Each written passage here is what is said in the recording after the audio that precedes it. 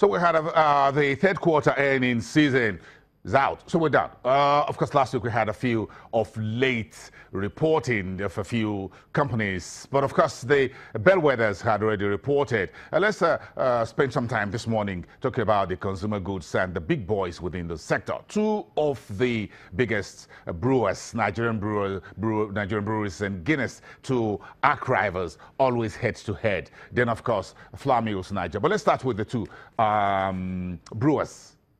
Cordros Capital, the head of research, Christian Rajakwe, is here in the studio to put some facts behind the numbers for us as they release their analysis last week. Good morning. It's good to have you here. And it's always good to read this from you guys. Where is the point of convergence and perhaps divergence between Guinness and Nigerian breweries? Okay, so the report we released last week actually updates on the quarterly earnings that these companies have reported. For Nigerian breweries, the third quarter results, cumulatively 9 months ahead of 2017 year end. For Guinness, it was the first quarter results ahead of June 2018 year end. So different views we have.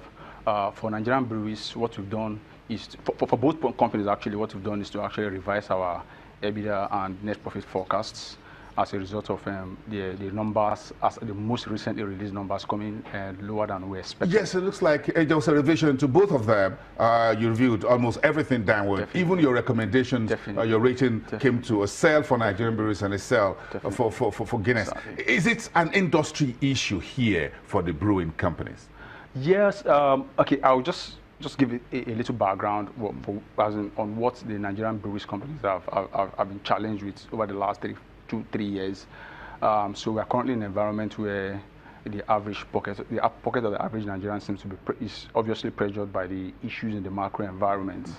And typically, consumers have scale of preference, and you like to think that drinking beer, I mean, just on a lighter note, is not one of the top items, on the scale of preference, particularly in this kind of environment where we are faced with.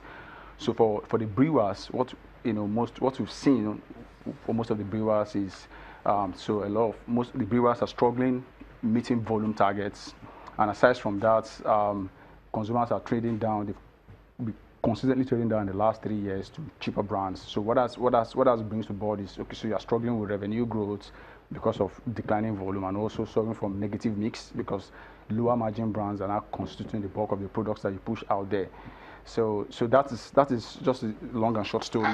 Aren't this big Guinness and Nigeria, are they not the same producers of some of these below the line, more cheaper brands, or from competitors like international brewers?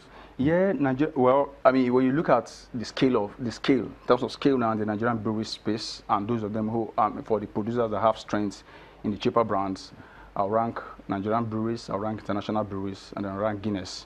Guinness never used to be very aggressive, never used to be strong in terms of producing value brands. Even as we speak, in terms of the number of value brands out there, Guinness still, as we speak, still has a lower number of products. So Dubik and Brow are the only value beers that have got out there. Nigerian breweries have the much bigger portfolio. International breweries have got the much bigger portfolio. So Nigerian breweries have actually been able to achieve this as a result of some of the acquisitions they've done over the last 3-4 years.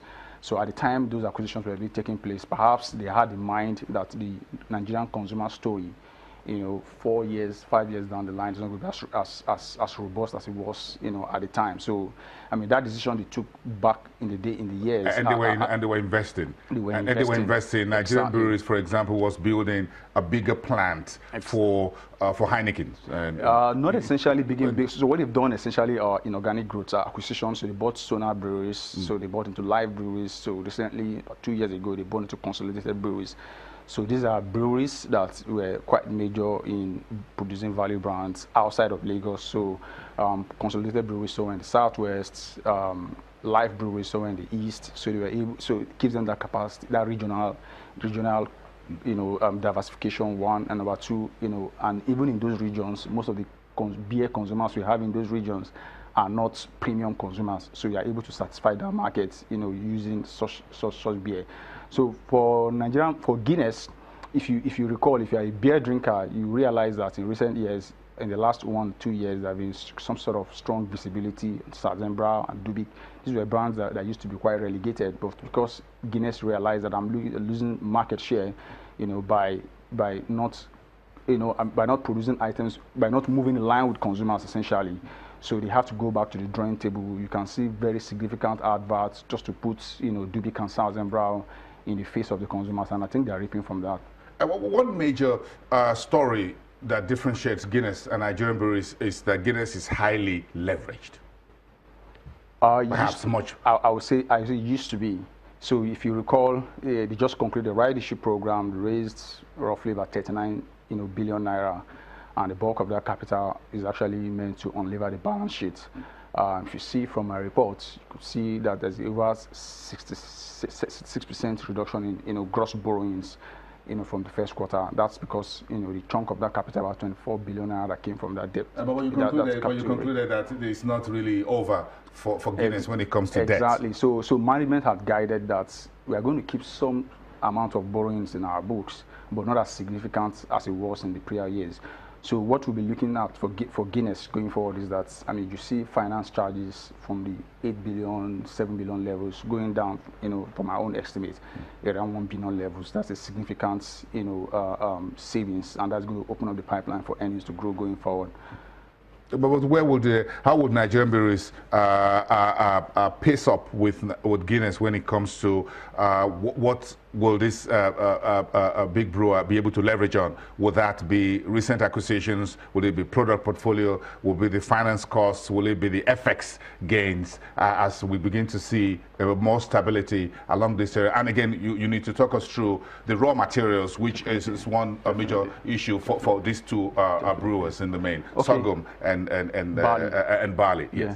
So for Nigerian breweries, I think one of the major investment case for Nigerian breweries, as we've discussed before now, is the very strong diversification of the breweries plants. Nigerian breweries is big. They have the capacity to distribute their products sufficiently across the country by virtue of where they have their plants, and also the very large distribution networks. They've got wider portfolio of products from the main